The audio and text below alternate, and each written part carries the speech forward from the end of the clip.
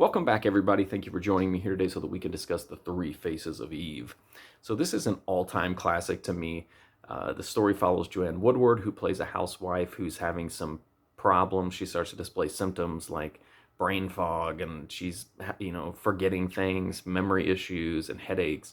And soon those escalate into even more severe problems, including presenting multiple personalities. Her husband is the least understanding guy ever, and in general people just don't want to believe her and dismiss her as hysterical or just making stuff up to cover up for her bad behavior. So I think this is an all-time classic movie. It is so well acted. Joanne Woodward won the Oscar for Best Actress this year for her performance that year, the year this was made, not this year, but the year the movie was made.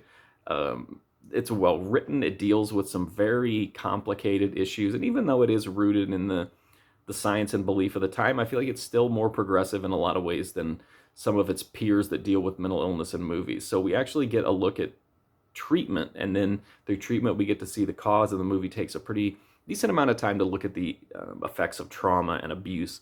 So I thought that was a really positive thing, because this could have just been an out of control, over the top melodrama, and it isn't. It has moments of that, mainly because one of the other personalities is kind of a flamboyant, over the top persona, but otherwise this is pretty grounded, and I think that's a positive thing, to look at real issues like this and in relatable ways, not just ways that are there to entertain, but at the same time this movie does entertain. It's so well made.